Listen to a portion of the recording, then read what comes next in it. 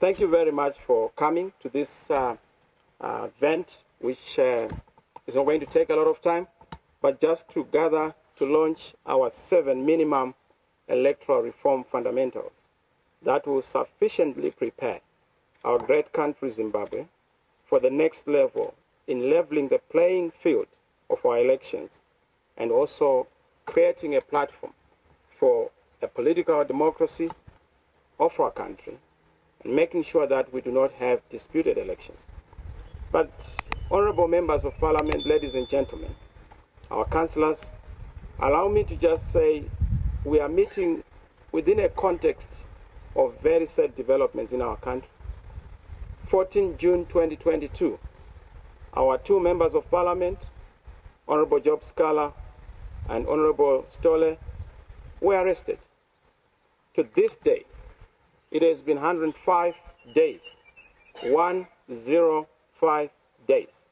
They are still incarcerated together with the majority of the victims or those who have been victimized, the Nyatsime 14. What is clear is that this is an assault on democracy, an assault on the will of the people, but also an undermining of the sovereign declaration of the people of Zimbabwe. Because Honorable Scala and Honorable Stole were elected by the people of Zimbabwe. They are not honorable by mistake. They are not honorable by omission. You don't treat honorable members like common criminals, especially on the basis just of an allegation, which allegation is politically contrived and motivated. What is clear is that Honorable Scala and Honorable Stole did not commit an offense. Their own offense is to stand against repression, oppression, corruption, dictatorship, tyranny, and bad governance. And that surely can't be an offense because they were voted on the basis of that platform by the citizens of Zimbabwe. So that is a very sad day. It continues to be a sad moment. We, as the citizens movement, are taking this issue seriously. We have left no stone unturned. We know what our opponents are expecting us to do. We don't normally accept invitations from those who do not like us.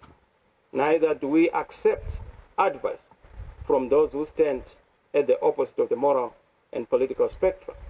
But we've done everything to make sure that within the confines of legality, constitutionality, and also peace, we are able to secure their release. I will not go into details of what we are doing within the country and across within the region and of course on the continent to reach out to the highest offices, including the United Nations, to make sure that the issue of this pre-trial incarceration is dealt with. We are very serious. We know as the next government we will face many challenges, trials, and tribulations. Our people are going to be persecuted. Supporters are going to be subjected to harassment. A lot of traps are going to be set, booby traps in our way. We will resist and overcome all of them. And we remain committed to making sure that we achieve change within our lifetime. And we give our great country better days and better life, happiness for all, and freedom for all. Ladies and gentlemen, with that background, let me emphasize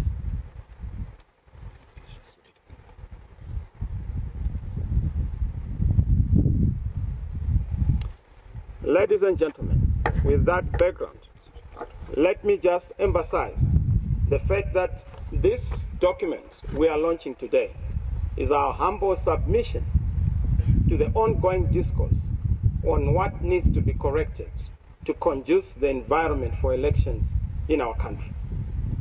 The liberation struggle, which is our struggle, was a collective quest to create a nation that is founded upon the people's sovereignty and the time-tested principle of one man, one vote. Our forebears, forefathers, foremothers sacrificed life and limb to birth this wonderful and great nation, where the right of every citizen to vote and self-determined is guaranteed, assured, and secure.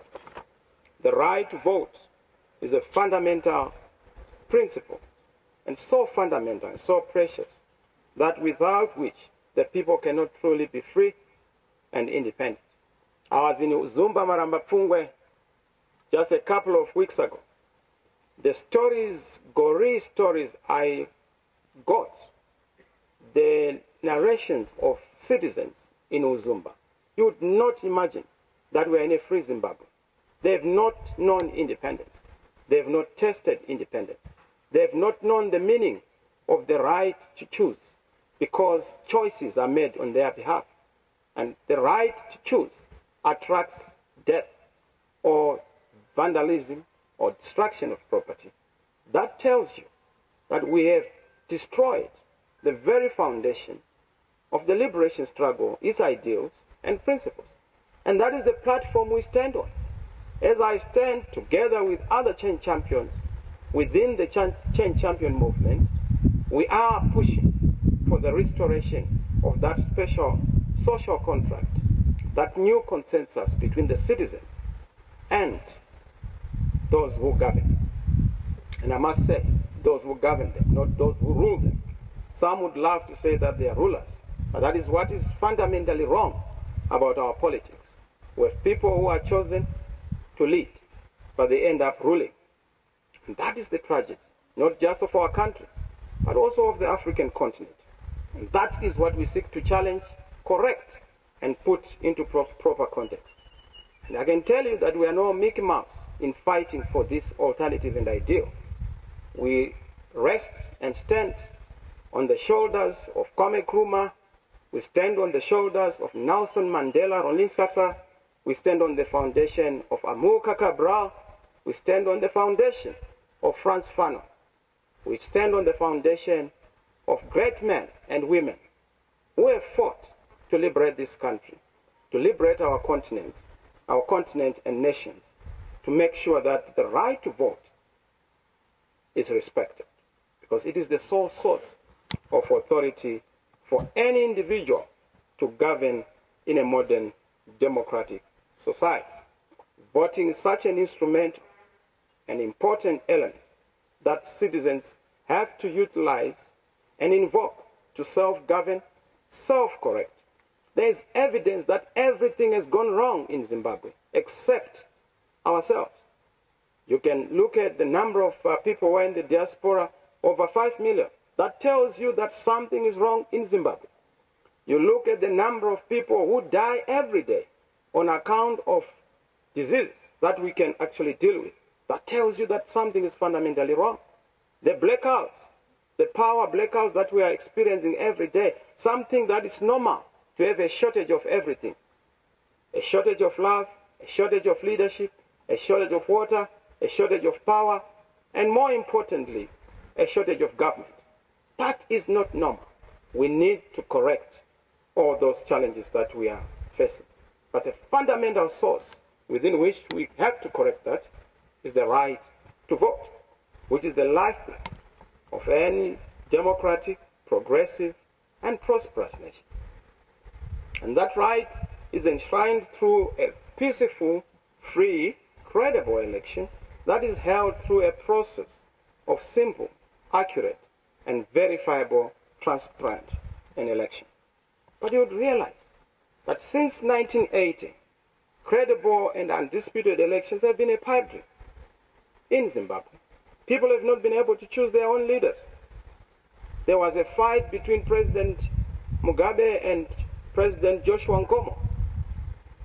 Joshua Nkomo left without this fight being resolved. There was a fight between Robert Mugabe and Edgar Tekere. Tekere left without this fight being resolved. There was a fight between Kempton Makamure and Robert Mugabe. Kempton left. This fight was not resolved. There was a fight between my own predecessor, Dr. Richard Morgan Tsvangirai. Both Mugabe and Dr. Richard Morgan Tsvangirai have left us. We still have that outstanding challenge of disputed elections. this is what we need to correct. This is what we need to remedy. Indeed, the history of disputed elections is common story within the region, on the continent. Zimbabwe is known for a testimony of elections that are disputed. That is part of what we need to resolve.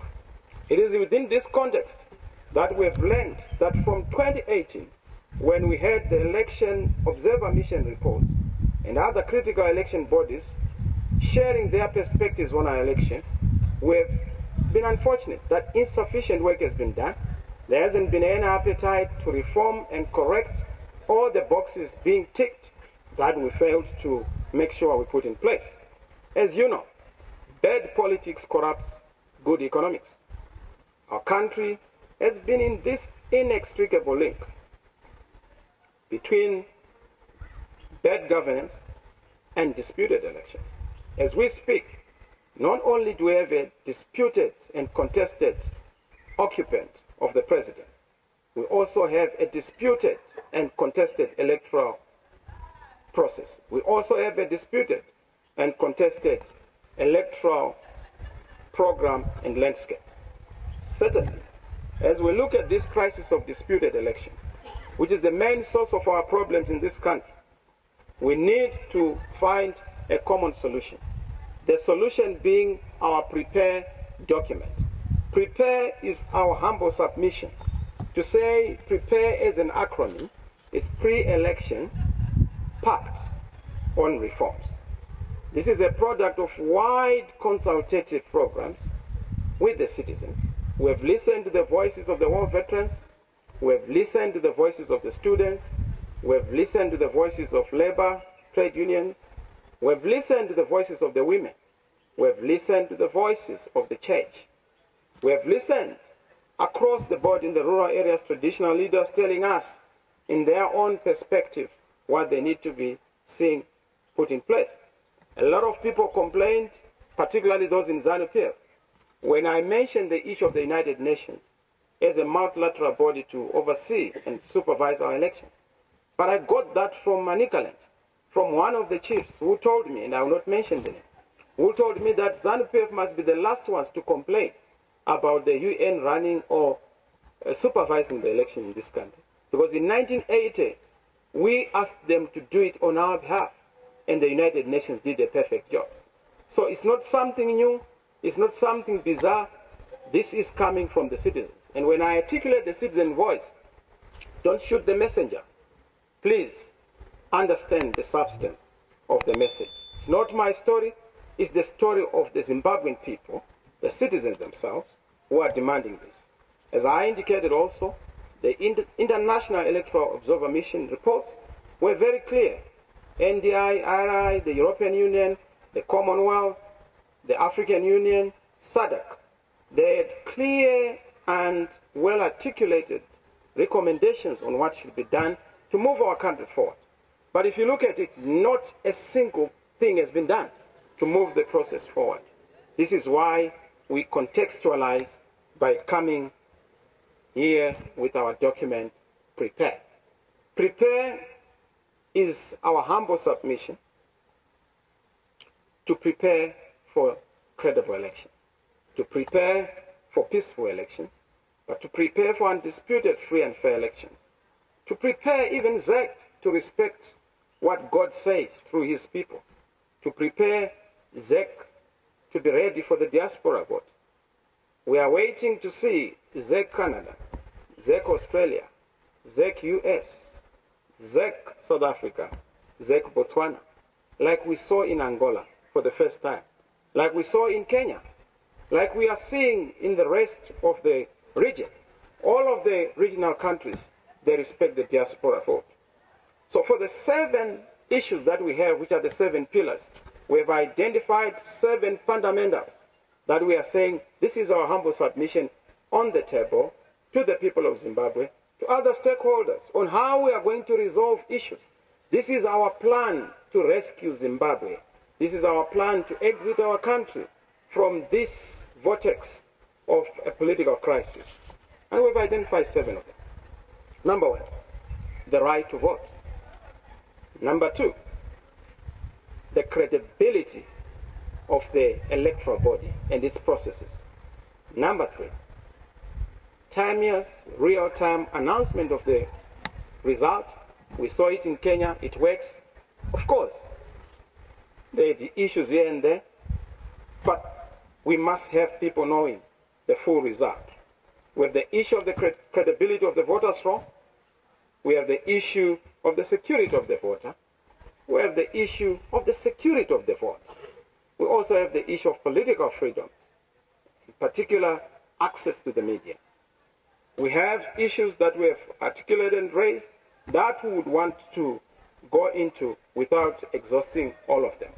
We also have the very important issue of the role of our institutions of the state, in particular our security services and the traditional leaders, because they are ours. They need to be respected, and we need to be very clear in terms of what we stand for. Ladies and gentlemen, honorable members of parliament, without wasting too much of your time, members of the diplomatic corps, let me and allow me to just go into the issues without going into the detail, because the document is going to be launched and you have your copy. We are also going to make sure that this document is publicly published and widely circulated. We'll get this copy also to our parliament. We'll get this copy to ZEC. We'll get this copy to SADC, the AU. But more interestingly, we'll also make sure that all the other political players, I now understand that we have over 100 political parties, in Zimbabwe, and we'll just reach out to those whom we understand to be political parties, and I'm saying those whom we understand. So we have those issues, and we're going to raise them with all the key national institutions, regional and international institutions. The first one, the right to vote. In a nutshell, on the right to vote, we want to make sure that all Zimbabweans who are eligible to vote are given access and capacity and mechanism to register as voters. Appropriate mechanisms have to be put in place. We want to see the diaspora vote. Let Zimbabweans in the diaspora be allowed to vote. There can never be taxation without representation. If you believe that we are getting remittances from the diaspora, we can't receive without giving. When we receive the remittances, we must give that right, the right to determine the government, so that there is enhancement of the legitimacy of those who are in government. Prisoners must also be allowed to vote, and mechanisms have to be put in place. People with disabilities, PWDs, and those with special needs also have to be catered for. In particular, I want to see all civil servants, security personnel, and persons on official duty outside their designated polling stations on the election day being given the opportunity to vote. Not a command vote, but their right to self-determine and indicate those whom they want to vote for.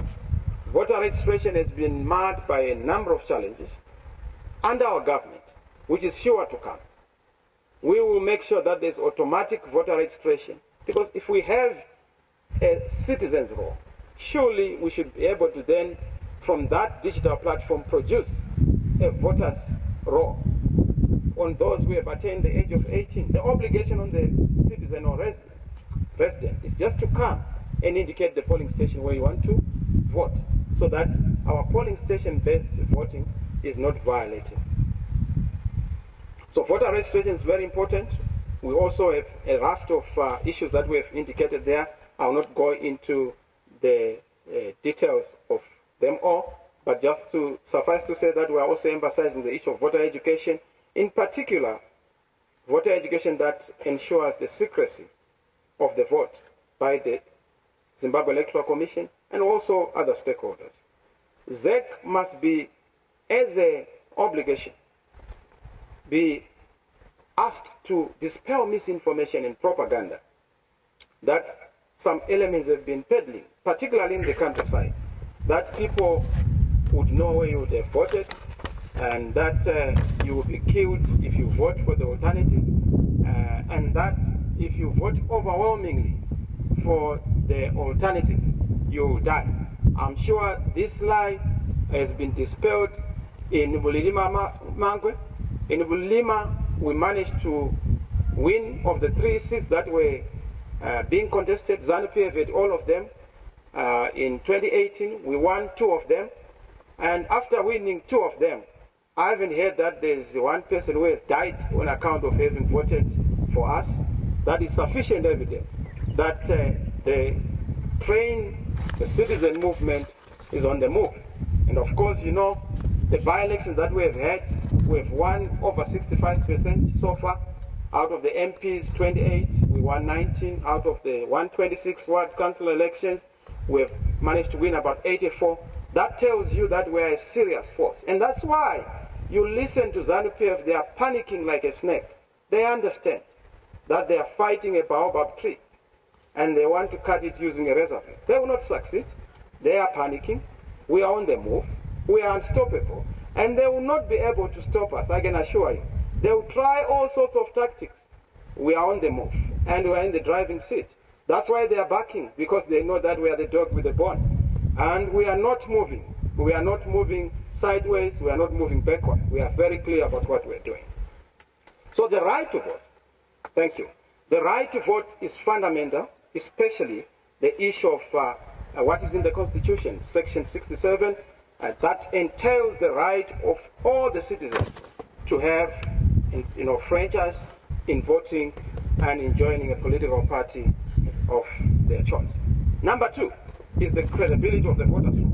On this, I'm not going into detail, but 2 things that we are going to emphasize. 1, let all the political parties and their representatives sign off an audited voters' roll before the voters' roll is allowed to be authenticated and validated. Number 2, we want to make sure that when we go to an election, let us agree on an audited voters' roll. That has been the case in the region. The voters' roll must be audited. We don't want an unaudited voters' roll that changes every day. I think our champion, Ellen, mentioned that we asked the SEC to get a voters' roll.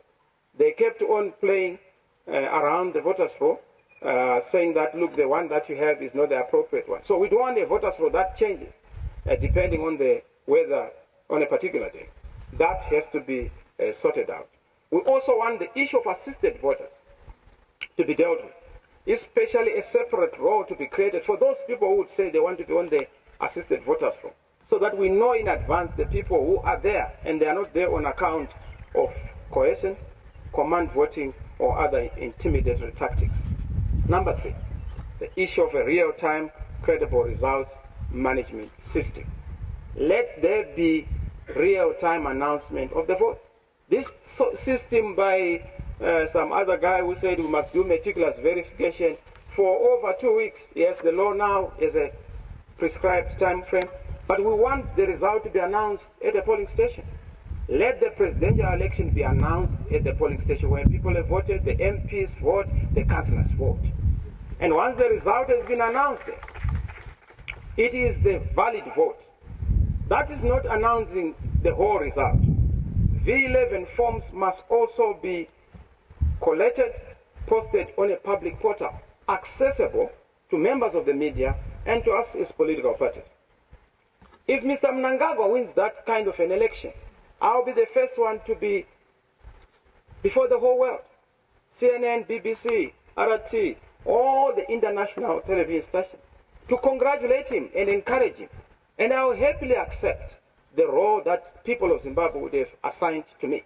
What we will not accept is when people of Zimbabwe vote for us, Mr. Mnangagwa says, no, you must be opposition, come and be my guy, playing to my tune. No, we don't listen to the tune of a competitor. We listen to the tune of those who give us the mandate, the citizens of Zimbabwe. And that is why we have said no to Pollard. That is why we have said no to backdoor into parliament. I was not elected to represent people in parliament. If I wanted to be a parliamentarian, I would have remained in Kwazana. But now they have their honorable MP, Charlton Wende. I was voted for to be a presidential occupant, and I'm ready. I hear a lot of people saying, oh, no, they have no plan. Have you ever seen people who have no plan? Whose Life is so threatened the way we are. They've tried every trick in the book. Guns, they've tried. Accidents, they've tried. Poison, they're trying everything. Women, they try almost everything. And I can see some of you are already salivating. Don't fall for it. So the issue of a credible result management system is such an important one. And we have a raft of measures that we are putting in place that we're also suggesting as a way forward. Number 4 is the integrity of the election and the electoral processes, especially the appointment of ZEC personnel. And I'm about to finish. The issue of the commissioners, staff, polling officers should be purely on merit, competence, and all the officials must pass the critical test. Number 1, the integrity test. Number 2, the professionalism test. Number 3, the independence test. Number 4, the accountability test. Number 5 is the patriotism test. Now, if you look at some of them, they are clearly and blatantly partisan. They do not know the difference between ZANU-PF and Zimbabwe. There is a difference. You don't serve a political party. You serve the country. Whoever wins, that is the decision of the people of Zimbabwe. So yes, all these objections we have put in place around the issue of ZEC processes is something that we want to be fixed and corrected, especially the issue of election logistics, the polling station distribution, the voters' roll registration, issues of the voters' roll, and delimitation. ZEC must have a periodic and time-bound stakeholder engagement so that they do not do certain things nicotimously and behind closed doors, like just introducing a new fee structure for candidates. Who did you consult? It takes two to tango. Don't tango alone. We are the candidates. We are the players. If you are a referee, you don't occupy the pitch and stadium by yourself. Ask us, the players, so that the game is complete. So ZEC is a big issue. We continue to raise these issues, particularly around the issue of the polling material procurement, the design of the ballot paper, the quality of the ballot paper, the ballot papers that are going to be printed. In other countries, they actually agree on the printer of the ballot papers. We want that to be the case here. And a lot of people will be saying, oh no, ZANU-PF will not agree. This is not a ZANU-PF affair, it's a national affair. And ZANU-PF is just a tiny component of the whole complex called Zimbabwe. So yes, they have to be part of the process, but they are not going to be the alpha and omega, the beginning and the end of what's good and correct for Zimbabwe. Zimbabwe belongs to Zimbabweans, and we fought for the liberation of our country, and those ideals have to be defended. And if need be, we need to even lay our lives for this fundamental ideal. The issue of delimitation, we have a raft of reforms. But number 5 is political freedoms and media access. You know, the state media is supposed to be a public broadcaster, ZTV, radio, but they are being treated like a private station for ZANU-PF. Every day you see ZANU-PF officials, they even convene their meetings via the public media. Abuse of state institutions. We need to correct this. It's important for the media to be available. And I've said, let's have a regulated presidential debate. You can't allow people to go to an election where they have not subjected to scrutiny.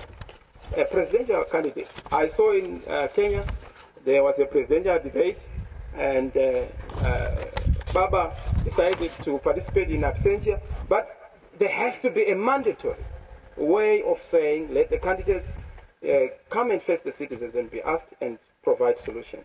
Our rallies have been banned, a number of them. In the rural areas, roadblocks are commonplace, particularly in the rural areas. We've had challenges, our people being intimidated. Chiefs have given us reports that they've been threatened. Mr. Mohad has been doing the rounds across the whole country, asking chiefs to support them.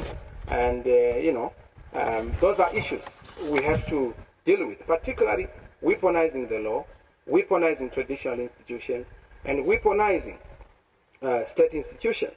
This is an issue that has to be dealt with. And we are saying access to the media is a very important one, particularly the public media. It is in terms of the laws of our country, but they've been violated. The security of the vote. There must be a fair, impartial, and expeditious adjudication of all election petitions. There's one election petition by President Tsvangirai which has not been heard. I think it's a 2002 one. That tells you what's wrong and what's fundamentally inappropriate in the context of how our petitions are supposed to be dealt with. Of course, the issue of power transfer is very important. We must not have murky arrangements. There must be a trajectory and a signposted program on respecting the will of the people, the irreversibility of the will of the people. The security of the vote is an important and very crucial element. And of course, it's an issue that we are putting there. We will see the details, the role of the state institutions, in particular our security sector, our police services, defense forces or services, traditional leaders.